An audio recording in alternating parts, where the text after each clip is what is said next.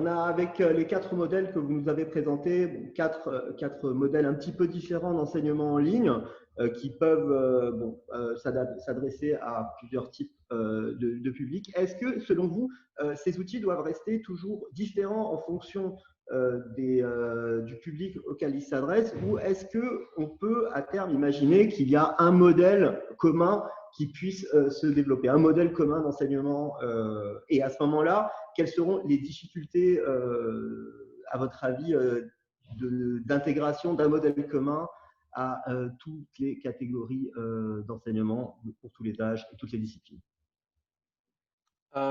Écoutez, je me permets de commencer rapidement. En fait, c'est très intéressant que… Est-ce qu'on a besoin de plusieurs outils? Moi, je dis oui, c'est sûr. Plus il y a des outils, plus chacun trouve quelque chose. Mais en tant que modèle ou en tant que système d'éducation, je trouve que le Liban, c'est un exemple qui est très exceptionnel. On a dans ce pays-là à peu près plus de 4 systèmes d'éducation, entre le système français, le système libanais, le système anglais, le système américain, et on en compte. Et il y en a encore plus d'autres. Donc, chaque personne, chaque institution suit un certain programme. Et puis après, il y a le ministère qui essaye de mettre tout ça ensemble. Il y a des équivalences et tout ça. Et donc, c'est très intéressant de voir qu'une école apprend la physique de cette façon et une autre école qui est juste à côté, ou une école publique, par exemple, apprend la physique de cette façon. Et il y a des différences qui sont graves, surtout quand on parle de l'école publique, où on utilise encore des bouquins qui ne sont pas adaptés à nos temps. On a des profs qui n'ont pas assez de support. On a des écoles qui n'ont pas assez de support, que ce soit technologique, budgétaire ou même d'entraînement. Et donc, il y a des disparités qui sont très grandes et je trouve que les solutions technologiques ou même les solutions pédagogiques dont Munken et nos programmes peuvent aider à vraiment donner à tout le monde, donner à tous les élèves cette opportunité de faire mieux et de les motiver. Et donc, si, par exemple, la solution de Paul, ça peut marcher pour moi, ce qui m'intéresse surtout, c'est les écoles publiques et non pas les écoles privées qui ont les fonds. Si les solutions de Paul peuvent marcher dans plusieurs écoles, que ce soit 10 ou 100, moi je dis, allez-y. Si la solution de Charles, ça peut marcher avec des écoles, d'autres écoles, moi je dis, allez-y. Et donc, je ne trouve pas que c'est une solution pour toutes, mais surtout, au moins que le système où ce qu'on apprend, c'est la même chose. Et je ne sais pas si, Charles, vous avez parce que vous êtes dans plusieurs marchés, c'est ça? Oui. Et donc, comment vous faites avec les différents programmes, les disparités entre les écoles privées qui sont super chères, qui ont le budget, et les écoles publiques qui ont beaucoup moins? Alors, au début, je me disais, cette question est quand même bizarre, et puis après, je vois la profondeur de la question. C'est que, oui, il y a autant de programmes que de… Alors, même au Liban, il y a plusieurs programmes officiels qui circulent, mais éduquer, c'est très culturel. Donc, c'est même pas une question de programme. C'est que dans la même école qui suivrait a priori le même programme, prenez les 2 profs de maths, ils vont pas le faire de la même manière. Donc, c'est ce qu'on appelle la liberté pédagogique. Et c'est tout bêtement culturel. Et c'est très, très bien que ça soit comme ça. Ouais. Très, très bien. Et donc, ce qui fait que Edumedia s'en sort bien, et je peux pas parler pour d'autres, hein, c'est que comment se fait-il que nous, on puisse traduire en turc et en français et soi-disant s'estimer pertinent pour ces différents programmes ou différentes personnes ou autres? Ben, il y a un secret très, très simple. C'est qu'on est ultra granulaire. C'est-à-dire que toute personne qui va commencer à éditorialiser, peut-être comme Mumken le fait avec ses manuels, si vous faites le manuel de 9e année comme vous avez fait ou de quoi que ce soit, là tout d'un coup vous commencez à agencer des choses et là vous êtes dans une culture quand vous commencez à construire ça. Mais honnêtement, si moi je vous dessine un cœur qui bat, est-ce que je suis… Alors, c'est peut-être triste de dire que je suis acculturé à ce niveau-là, que je suis juste sur un fondamental scientifique. C'est sûr que les sciences s'y prêtent, hein, si je faisais la musique ou l'histoire, ça serait plus compliqué. Mais globalement, j'estime, alors ça c'est à titre personnel en tant qu'enseignant, que plus la ressource est granulaire, et c'est ce que permettent les technologies actuellement, eh bien, plus c'est transversal. C'est-à-dire que jusqu'à présent, on est obligé d'avoir des manuels, des choses agrégées, pour les profs qui étaient demandeurs, parce que ça leur soulageait la vie, que tout d'un coup, il y avait un guideline qui était simple pour ça. Mais globalement, moi, j'ai toujours considéré que depuis la nuit des temps, même je dirais, un musicien du XVIIe siècle qui veut enseigner à quoi que ce soit, il va juste le boulot de l'enseignant, c'est un ingénieur en technologie éducative. Technologie pouvant être un livre, un article, un crayon, quoi que ce soit. Et il va agencer des petites choses pour en faire quelque chose de plus complexe. Mais il faut lui fournir les petites choses. Et ces petites choses, alors elles peuvent pénétrer très facilement dans les différentes cultures. Parce que si jamais je donne, je sais pas moi, une boîte de mouchoirs à un prof de musique en Chine, il va peut-être en faire quelque chose que je ne peux pas imaginer. Mais si je lui livre cette boîte de mouchoirs figé dans un système avec 4 roues et puis je lui fais un truc parce que je l'ai pensé la mouchoir pour que ce soit plus simple de tirer le mouchoir. Alors là, il va peut-être pas être ça devient culturé par rapport à moi. Juste Charles, je vous remercie beaucoup. J'essaie d'attirer l'attention. C'est passionnant, c'est vrai, mais voilà, je suis obligée de vous demander peut-être une phrase de conclusion, mais pas plus, puisqu'on a donc des intervenants qui attendent et qui sont ensuite pris par peut-être autre chose. Donc voilà, c'est le message que je dois vous faire passer. Je m'excuse, j'ai dû modérer. Pas du tout, parce qu'il y a encore tellement de choses à dire. Voilà. Donc on va commencer par Muriel, du coup, honneur aux dames, pour le mot de la fin. Écoutez, pour moi, je suis ravie d'avoir participé à ce séminaire. Nous restons à disposition avec toutes les personnes qui seraient intéressées pour découvrir plus en détail Kokoro Lingua, parce que en 15 minutes, ce n'est pas possible réellement de faire une présentation complète. Je vais mettre dans le chat mes coordonnées. Je vous invite à aller aussi sur le site kokorolingua.com. Et j'espère que nous pourrons faire de belles choses, notamment avec le Liban, les personnes qu'on a rencontrées pendant ces 2 jours. Je pense qu'un partage d'expérience et une coopération pourrait être très, très, très bénéfique pour tout le monde. Merci beaucoup. Paul. Merci beaucoup. Yes, thank you very much. First of all, thank you for having us today. It was really a pleasure to talk to all of you and to discuss the challenges that the educational sector is facing. Just one thing, because I just wanted to say something. I totally agree with Amar about having multiple tools like for schools to use. The good thing is for us as tool providers is to make sure that our platforms can cater to multiple curriculums, and this is what we do. Like, we make sure that wherever the curriculum is, you can just add the list of learning objectives and then take it from there and be able to use the tool. So thank you very much for everything. Thank you.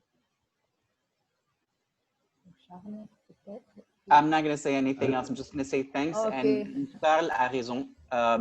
It's very important to keep the human part of it, the motivation, the human, and the personalization of the teacher himself. It makes everything, the huge difference. Voilà. Et Charles, un petit mot pour la fin. Juste pour dire que je souhaite beaucoup de succès au Liban. C'est toujours admirable de voir ce mélange et de culture, mais d'intelligence, de combativité, de tout ce qui est fait. J'ai toujours un regard impressionné par ce qui se passe là-bas. Donc, je vous souhaite vraiment plein de succès. Merci pour cette organisation et bravo Mumken, c'est impressionnant aussi votre travail. Voilà. Merci beaucoup de mon côté à tous les participants et aux organisateurs. Je laisse la main à Sylvie. Merci. Et désolé pour le retard. Merci, pas de souci. Merci beaucoup, Philippe. Donc, je passe la parole aux prochains intervenants et à Sybille Ries qui va animer le dernier panel. Voilà. Donc, Sybille, je vous laisse la main. Je vous laisse présenter les intervenants et merci encore pour votre participation à tous. Merci Sylvie. Bonsoir à tous.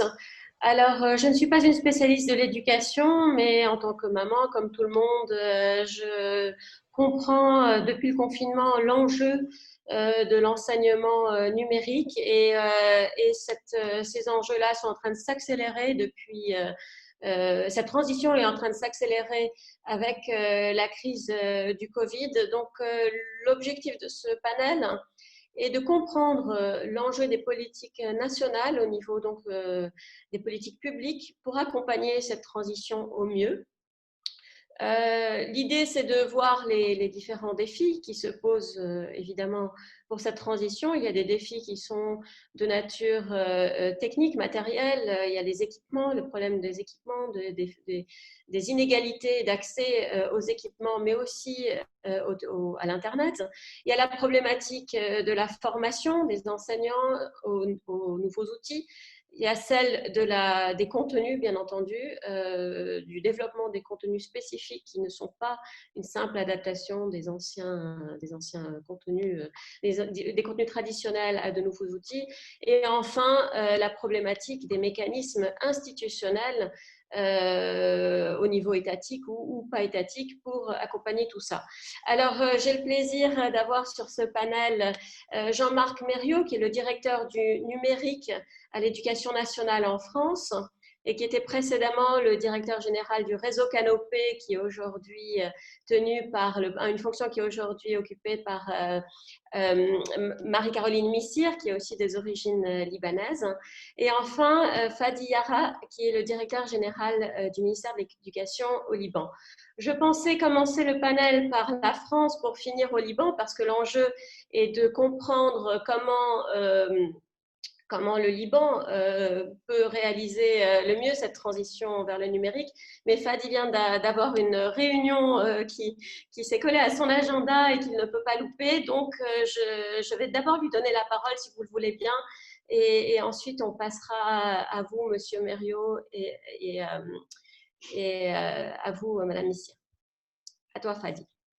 Bonsoir tout le monde. Merci Sybille. Je crois grâce à la technologie, on est ensemble aujourd'hui. Je viens de voir à distance Jean-Marc, que je salue, un ami de longue date, et Marie-Caroline, avec qui j'ai le plaisir de travailler aussi.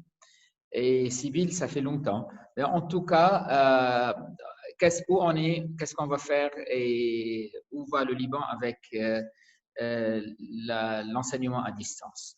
Bref, depuis longtemps, et Jean-Marc est au courant, on a essayé d'intégrer la technologie à l'éducation à Beyrouth, au Liban, mais l'année scolaire 19-20 était une année exceptionnelle avec la crise financière et économique, avec le Covid, qui a poussé tout le monde, tous les enseignants à passer à un enseignement à distance. Mais au Liban, la situation et la réalité est différente. Donc, on devait développer un plan d'action. On doit accompagner ça par des étapes claires et assurer l'enseignement et la continuité dans les écoles avec un esprit et une approche d'équité dans l'enseignement. Et donc, notre objectif du plan qu'on est en train d'implanter, évidemment, contribuer à la lutte contre la propagation du Covid et essayer d'offrir un accès à une éducation de qualité équitable et inclusive. Mais on a des réalités. Et donc, plusieurs méthodes et outils d'évaluation, garantir l'équité, continuer à construire sur les précédents chantiers qu'on avait menés, sur les activités avec Canopé, en tant que coopérateur principal du ministère de l'Éducation nationale français, mais aussi en tant que partenaire avec le Liban.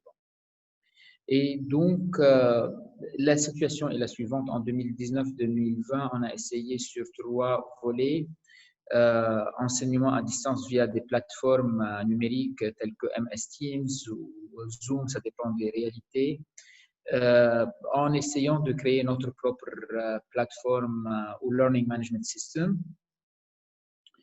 Et un peu de télévision l'année dernière, mais aussi la diffusion et la livraison de documents physiques, papier et de matériel pédagogique aux élèves. Donc, c'était pour moi un enseignement à distance utilisant les différents volets, les différentes lignes de